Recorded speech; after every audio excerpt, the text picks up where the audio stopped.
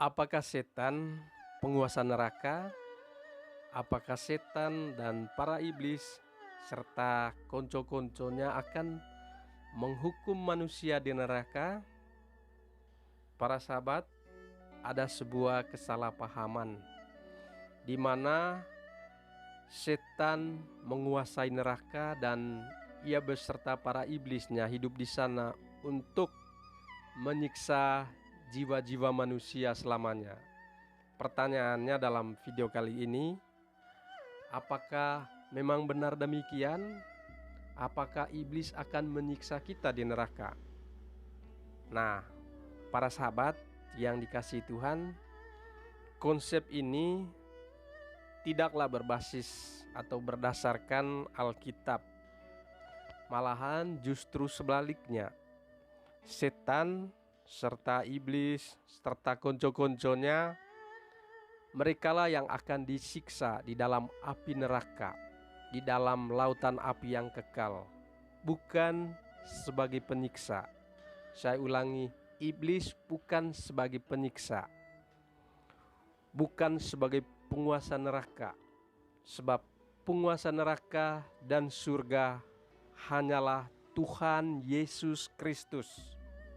Sebab dialah yang akan menghakimi Anda dan saya, menghakimi kita semua pada penghakiman pertama ketika manusia meninggal dunia. Maka mereka akan diperhadapkan kepada Yesus, dan Yesuslah dan Tuhan Yesuslah yang akan menghakimi mereka. Kemudian di penghakiman terakhir pada akhir zaman, Yesuslah yang akan memisahkan domba dan kambing. Dan dalam ajaran Katolik atau Kristen pada umumnya, para sahabat, setan atau iblis adalah malaikat-malaikat yang memberontak, yang menentang terhadap Allah pada masa lampau. Mereka menentang Allah, mereka memberontak sehingga mereka diusir dari surga dan dicampakkan ke atas bumi, di bumi yang kita tinggal ini. Mereka memiliki misi, yaitu menjadi penyesat, menjadi penggoda jiwa-jiwa kita manusia, agar kita manusia juga menjauhkan diri dari Allah, agar kita manusia juga mau memberontak terhadap Allah. Dan korban pertama yang dilakukan oleh iblis adalah menyesatkan nenek moyang kita, yaitu Adam dan juga Hawa. Dan rumah tangga pertama yang mereka porak-porandakan, yang mereka sukses hancurkan adalah rumah tangga Taman Eden, sehingga manusia mengalami kematian, sehingga manusia mengalami sakit dan penyakit, kehilangan kemuliaan Allah. Jadi pertanyaannya lagi, apakah setan akan menghukum manusia di neraka? Jawabannya tidak. Sebab setan tidak memiliki kewenangan, setan tidak memiliki kuasa untuk menghukum kita manusia di neraka. Keputusan akhir ada di tangan Allah, ada di tangan Tuhan.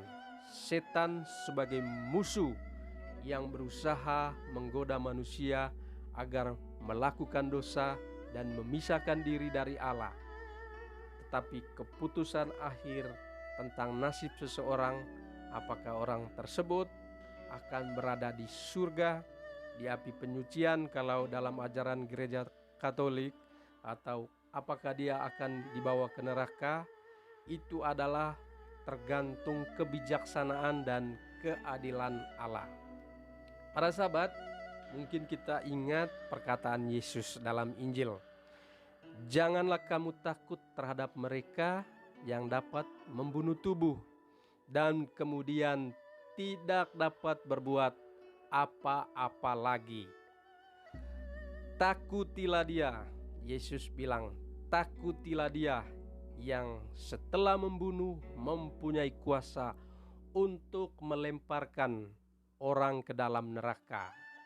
Nah, para sahabat, bukan iblis, bukan setan yang perlu kita takuti, tetapi takutlah akan Allah.